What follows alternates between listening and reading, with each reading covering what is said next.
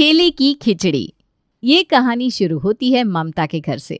ममता के 2 बेटे थे। दोनों की शादी कर ममता बिल्कुल निश्चिंत हो चुकी थी। ऊपर घर, नीचे दुकान। ममता का परिवार एक मिडिल क्लास परिवार था, पर जो भी था उससे वो बहुत खुश थे। कितनी बार बताना पड़ेगा तुझे निशा, तेरे जेठ जी को खिचड़ी से एसिडिटी हो जाती है, फिर क्यों बना ली तुमने खिचड़ी? खिचड़ी तो बीमार भी खा सकते भाभी, खिचड़ी से एसिडिटी नहीं होती भैया को।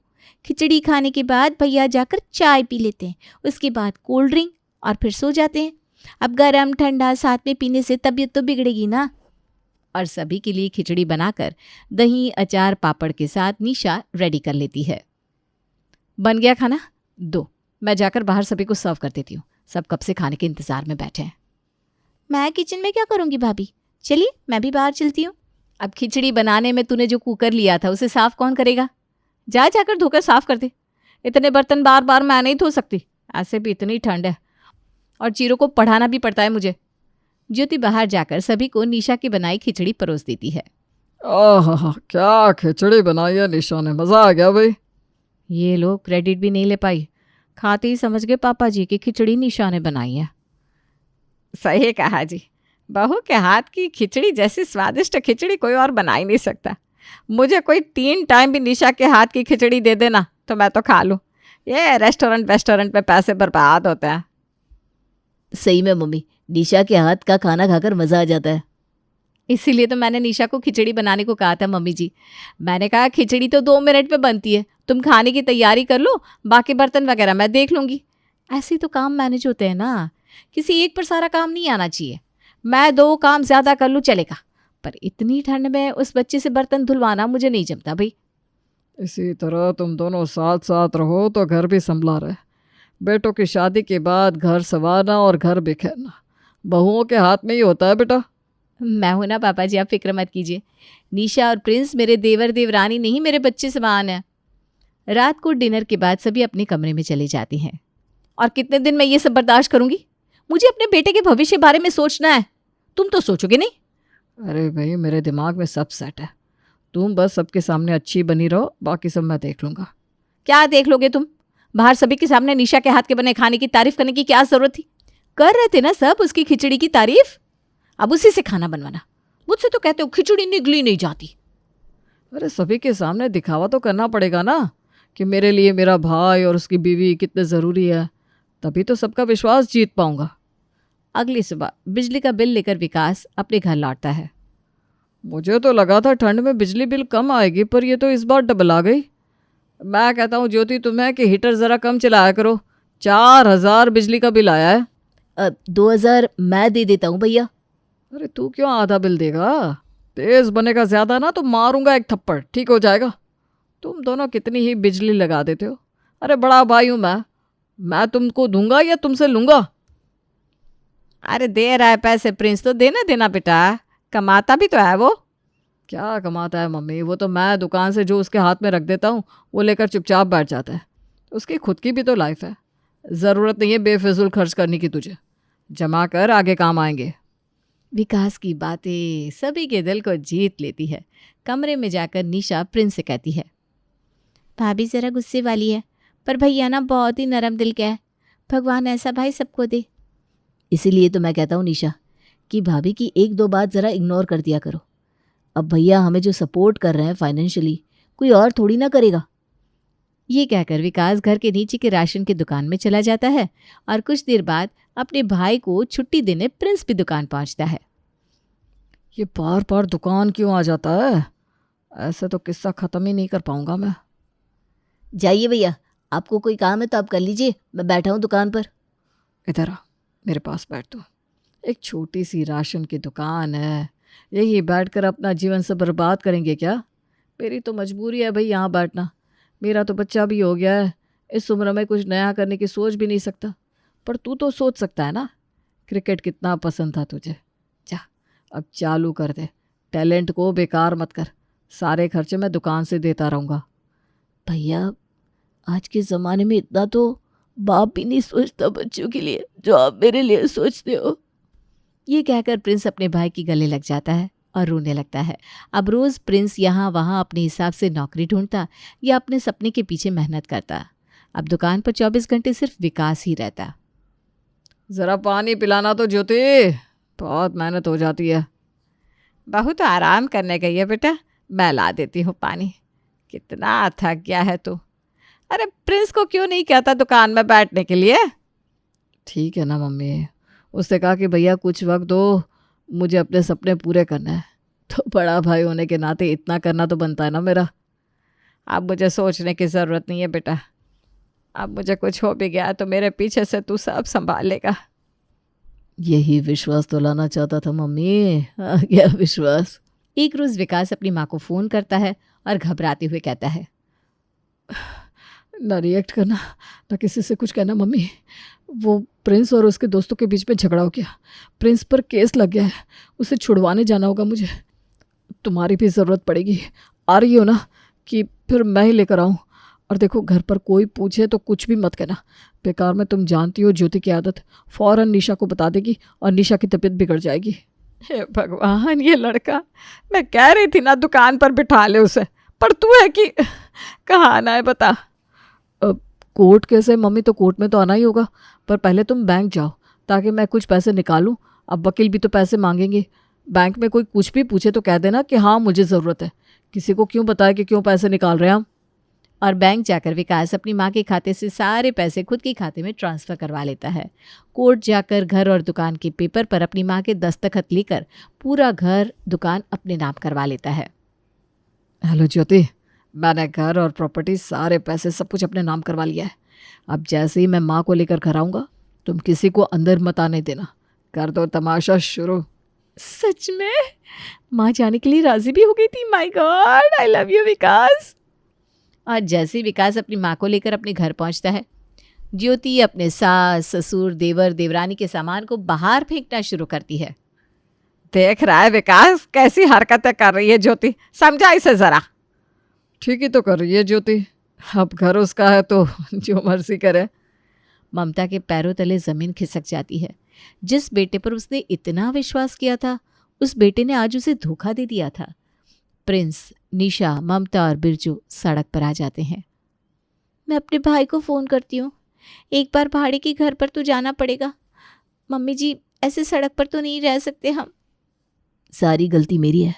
भैया ने बोला कि दुकान में बैठना बंद कर दो और मैंने कर दिया, और पूरा दुकान उन्होंने अपने अंडर कर लिया।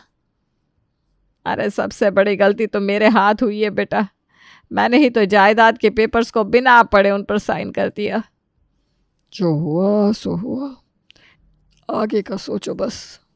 निशा का भाई अपनी बहन के परिवार वालों को अपने घर ले आता है। मैं हूं ना दीदी, फिर क्यों तुम किराए के मकान में रहोगी? आप भी मेरे माता पिता समान है चाचा चाची जी। अब जो हुआ सो हुआ, रहने खाने की फिक्र छोड़ दीजिए आप। जीजा जी और कोई काम शुरू कर लीजिए, क्योंकि काम से ही तो पैसे आएंगे और चीज़ें सुधरेंगी। बाकी मैं तो हूँ ही। पर क्या करूं मैं, तुम पहले ही मुझ पर इतने एहसान कर चुके हो। मैं तुमसे और मदद नहीं लेना चाहता विनोद। जिस उम्र में माँ को आराम मिलना चाहिए था, उस उम्र में तुम्हें ये सब दिखा दिया मैंने मम्मी। लड़का तो अच्छा है तू, बस एक कमी है तुझ में कि तू बेकार में बहुत सोचता है। शादी के 1 महीने बाद ही तेरे पापा को बहुत बड़ा नुकसान हो गया था। लेनदार सब कुछ ले गए, कुछ नहीं बचा, कुछ भी नहीं था तेरे पापा के पास। फिर उन्होंने ठेला चलाना शुरू किया। उस ठेले को चला चला कर जो पैसे आते थे उससे तुम दोनों भाइयों को पढ़ाया। फिर धीरे धीरे पैसे जमा कर राशन की दुकान खोली। तेरे पापा ने तो कहा भी मुझसे कि छोड़ दीजिए, मुझे किसी अच्छे लड़के से शादी कर लीजिए, पर मैं उस वक्त नहीं हारी, तो अब क्या हारूंगी। वो ठेला आज भी हमारे घर के पीछे की ज़मीन पर रखा हुआ है।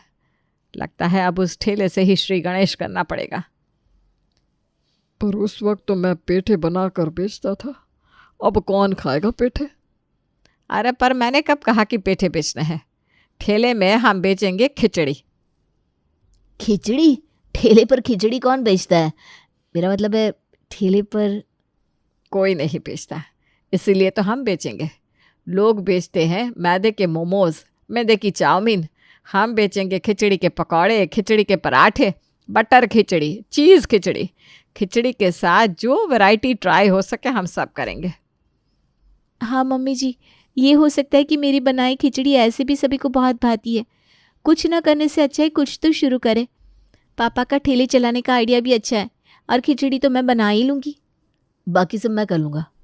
तो करते हैं श्री गणेश ठेले की खिचड़ी का, और ये ठेला लगेगा आप लोगों के घर के ठीक सामने, ताकि 24 घंटे आप लोग विकास भैया पर नजर रख सके।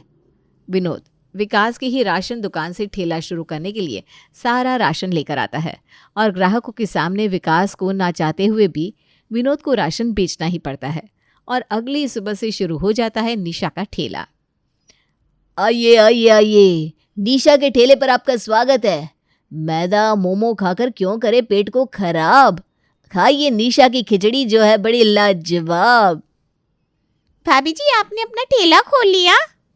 जब बेटा धोखा दे दे और कोई उपाय भी ना बचे तो क्या करे आदमी सुमन। एक बेटे ने घर से निकाल दिया तो दूसरे बेटे ने सहारा दिया है। अब इस पापी पेट के लिए कुछ तो करना पड़ेगा ना। निशा के हाथों की खिचड़ी फेवरेट थी ना तेरी, अब ज़रा ठेले से खाकर श्री गणेश तू ही कर दे। इतने दिन मुफ्त में खाया है, इस बार पैसे देकर ज़रूर खाऊंगी मैं। और निशा बनाती है सुमन के लिए fried khichdi with cheese and butter. वाह वाह क्या खिचड़ी बनाई है निशा। एक काम करो 2 प्लेट और पैक कर दो।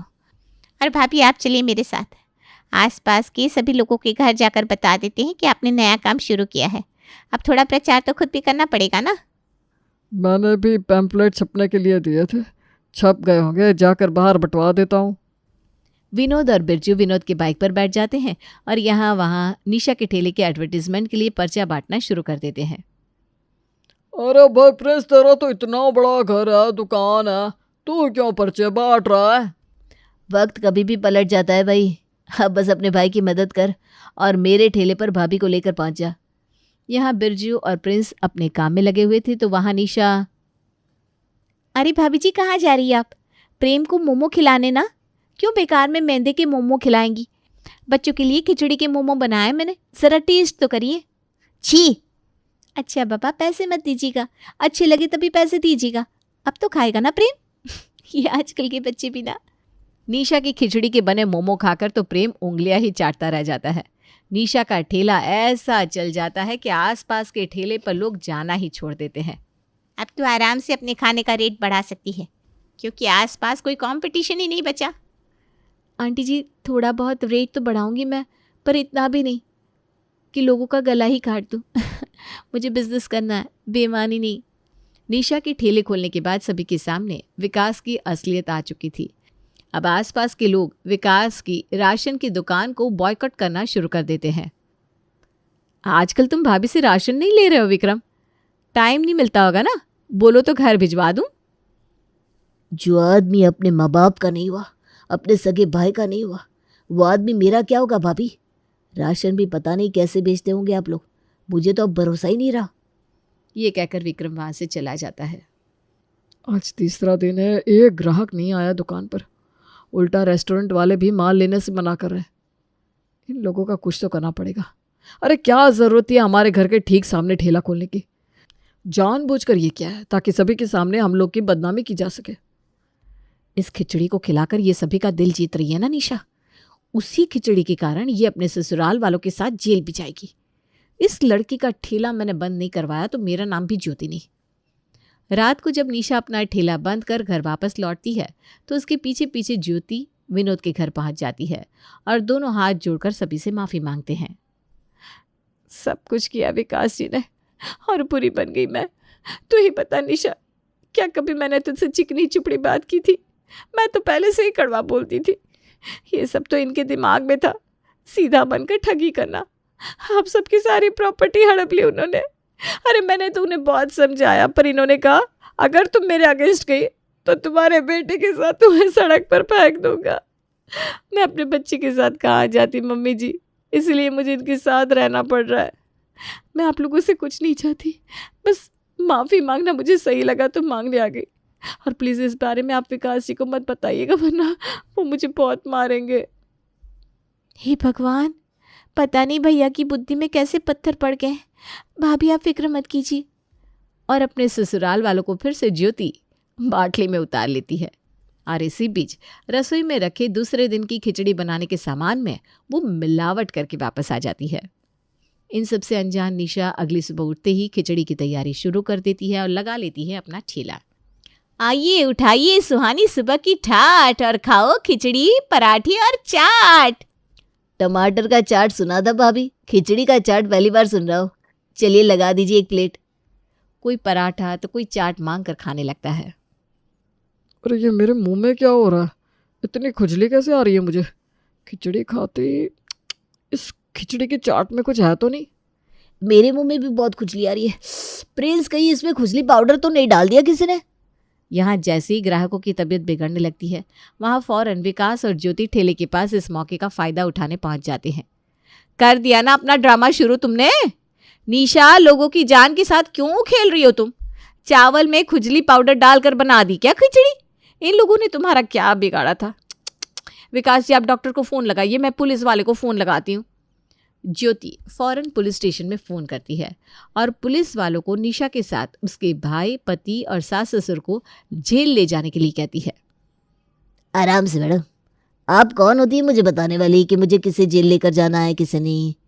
खाने में खुजली पाउडर अगर निशा जी ने डाला होता तो उनके हाथों की पपड़ी उतर जाती, पर ऐसा नहीं हुआ क्योंकि वो ग्लव्स पहनकर सारे काम करती है। आपने तो यहाँ की खिचड़ी खाई भी नहीं, फिर आपके दोनों हाथों की पपड़ी क्यों उतर रही है? कहीं ऐसा तो नहीं कि आपने अपनी देवरानी का बिजनेस बंद करने के लिए ये खुद किया है? मतलब तू रात को हमारे यहाँ माफ़ी मांगने नहीं, ये सब करने आई थी? हाँ बेटा, ये सब इसी लड़की ने किया है। उसके पति के साथ मिलकर हमें सड़क पर ला दिया इसने, और अब हमारा ठेला भी बंद करने पर तुल गया है दोनों।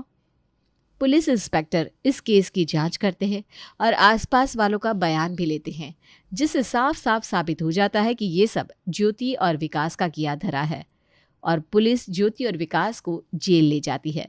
ज्योति का बेटा अपने दादा दादी और चाचा चाची के साथ रह जाता है।